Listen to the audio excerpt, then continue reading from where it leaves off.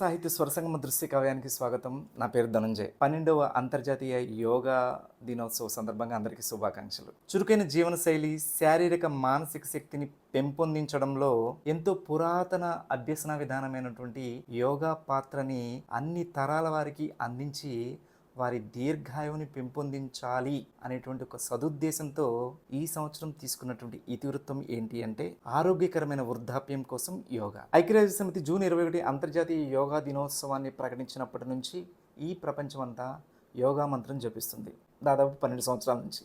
కానీ 34 సంవత్సరాల క్రితమే మన దర్శకేంద్రుడు కె రాఘవేంద్రరావు తన అల్లరి మొగుడు సినిమాలో రమ్యకృష్ణ ద్వారా ఒక అందమైన పాట రూపంలో యోగా వల్ల ఎన్ని ఉపయోగాలు ఉన్నాయి ఒక సూపర్ హిట్ సాంగ్లో అందజేశారు. ఆ పాట గురించిన ఫీలింగ్స్ ఈరోజు నేను మీతో పంచుకోవడానికి రెడీగా ఉన్నాను. ముందుగా సంగీతం గురించి మాట్లాడుకుంటే ఈ సంగీతాన్ని అందించింది ఎంఎం కీరవాణి. అసలు స్టార్టింగ్లోనే జలకాలాటలలో కలకల పాటలలో ఏమి హాయిలే అలా, ఈ పాటని హార్మోనియం మీద హీరో వాయిస్తున్నట్టుగా, దానికి కమెడియన్ బ్రహ్మానందం తబలా వాయిస్తున్నట్టుగా అలా పిక్చరైజ్ చేశారనమాట.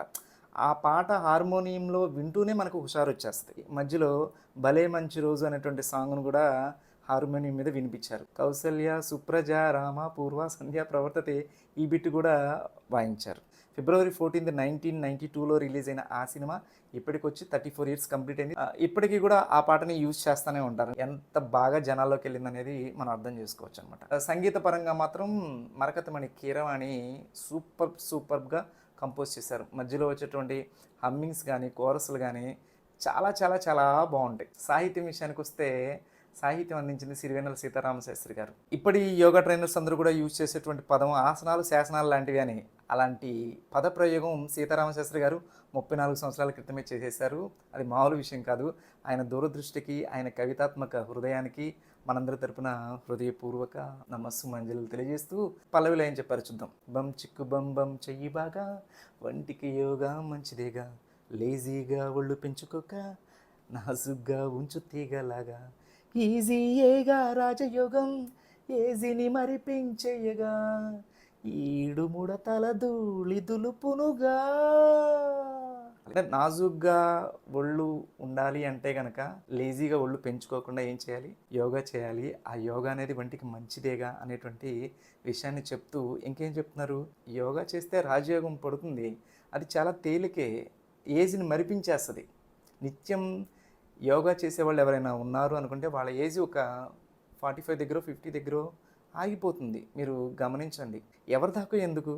మన చంద్రబాబు నాయుడు గారు కానీ, లేకపోతే నరేంద్ర మోడీ గారు కానీ, వీళ్ళు యోగా చేస్తారు, ప్రాణాయామ చేస్తారు. వాళ్ళ ఏజ్ ఎంత? 70+ కదా. ఇంకా పల్లవిలో ఏం చెప్తున్నారంటే వృద్ధాప్యం పెరిగే కొద్దీ శరీరంలో పడుతుంది తగ్గిపోయి ముడతలు పడిపోతాయి కదా, ఆ ముడతల ధూళిని దులిపేస్తుంది యోగా అని చెప్పడం అయితే అల్టిమేట్ అనమాట పల్లవిలో. అలా యోగా యొక్క గొప్పతనాన్ని సింపుల్గా ఈడు మూడతల ధూళి దులుపునుగా అనేటువంటి లైన్తో అక్కడ తీసుకెళ్ళి పెట్టేశారనమాట శాస్త్రి గారు. మొదటి చరణంలో ఏం చెప్తున్నారంటే బ్రీతింగ్ టెక్నిక్ అదుపు నేర్పుతుంది అందాల తై తక్కకి, ప్రాణాయామ పవరు పెంచుతుంది పెరిగేటి పరువాలకి, ఆసనాల శాసనాలు లేకుంటే మాయదారి ఒళ్ళు మాట వినదంతే. ఆసనాలు శాసనాలు లాంటివి. ఆ శాసనాలు అయినటువంటి ఆసనాల్ని మనం ఫాలో అయితే కనుక మన ఒళ్ళు మన మాట వింటుంది. ఆసనాలు శాసనాలు లేకపోతే కనుక మన మాట మన ఒళ్ళు వినదు. ఎంత బాగా చెప్పారు. వంపు సొంపులేవి ఎక్కడుంచాలో, అంటకత్తెరెప్పుడెక్కడెయ్యాలో. ఈ పాట లేడీ చెప్తున్న ఉద్దేశంలో ఉంది కాబట్టి ఆ ఉద్దేశంతో ఇక్కడ శాస్త్రి గారు చెప్పారు. అందమైన స్త్రీ యొక్క శారీరక కొలతలుగా 36, 24, 36 చెప్తారు కదా. ఒక అందమైన అమ్మాయి తన శరీరాన్ని జాగ్రత్తగా కాపాడుకోవాలంటే కనుక యోగా చేస్తే శరీర కొలతల్ని యోగాసనాలు ఎడిటింగ్ చేస్తాయి అనేటువంటి అర్థం వచ్చేలాగా శాస్త్రి గారు చాలా బాగా చెప్పారు. తూక మెరిగిన తోడు కదా యోగా. ఇంకా రెండో చరణంలో ఏం చెప్తున్నారంటే పీటీ ఉషలా పేరు కోరుకుంటే పరిగెత్తుకుందేలులా. పేరు ఊరికే రాదు, ఎంతో కష్టపడితేనే పేరు వస్తుంది. పీటీ ఉషలాగా పేరు తెచ్చుకోవాలి అనుకుంటే కనుక పరిగెత్తాల్సిందే. ఎక్కడ? గ్రౌండ్లో కానీ, ఇంట్లో ట్రెడ్మిల్ మీద కానీ, జిమ్లో కానీ పరిగెత్తాల్సిందే. ఫ్యాటీ బాడీ బరువు కరగదీసే కసరత్తు కానీ ఇలా. ఫ్యాటీ బాడీ బరువు మొత్తం కరగదీయాలంటే కనుక కసరత్తులు చేయాల్సిందే. మనం ఇక్కడ యోగా గురించి చెప్పుకున్నాం కాబట్టి యోగాసనాల ద్వారా కూడా శరీరం అలసట లేకుండా చక్కగా కరగదీసేయచ్చు. జిమ్ కంటే కూడా ఎంతో యోగ్యమైనది యోగా. ఆ విషయాన్ని ఇక్కడ చెప్తున్నారు శాస్త్రి గారు. ఇంకా ఏం చెప్తున్నారంటే, విల్లులాగా ఒళ్ళు వంచు ఈ వేళ, నడుము వంగిపోదు ఇంకా ఏ వేళ. శరీరాన్ని బౌలాగా విల్లులాగా వంచితే చక్రాసనం వేసి లేదా ధనురాసనం వేసి లేదా సర్పాసనం భుజంగాసనం ఏదైనా సరే అలా వేసి బాడీని కాస్త వంచితే నడుము అనేది వంగిపోదు ఎప్పుడైనా సరే. ఎంత బాగా చెప్పారు. తర్వాత ఇంకా ఏం చెప్తున్నారంటే, సోయగాలు సొమ్మసిల్లిపోయేలా, వయసు గాలి కమ్ముకొచ్చి పడువేళ.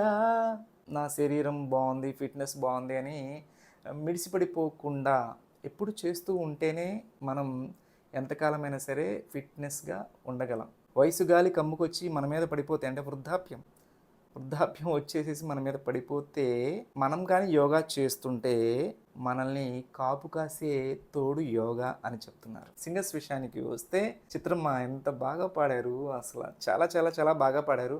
ఆ మాధుర్యం అంతా కూడా అది ఇంకా మాటల్లో చెప్పేది కాదు.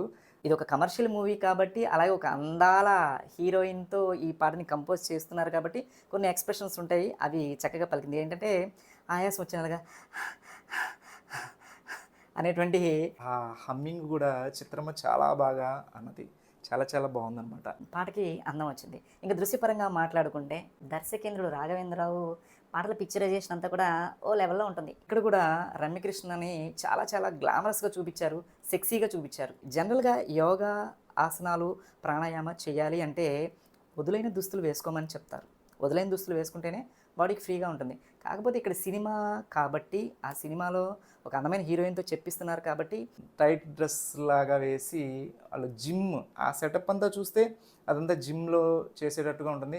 కానీ యోగా మ్యాట్స్ మాత్రం వేసుకుంటారు. ఆ పాటలో ఏరోబిక్స్, యోగాసనాలు అన్నీ మిక్స్ చేసి ఏది పడితే అది ఎట్టా పడితే అట్టా వాళ్ళకి కావాల్సినట్టుగా పాటని పిక్చరైజ్ చేశారు. మరీ ముఖ్యంగా చెప్పుకోవాల్సింది కొరియోగ్రాఫర్స్ గురించి.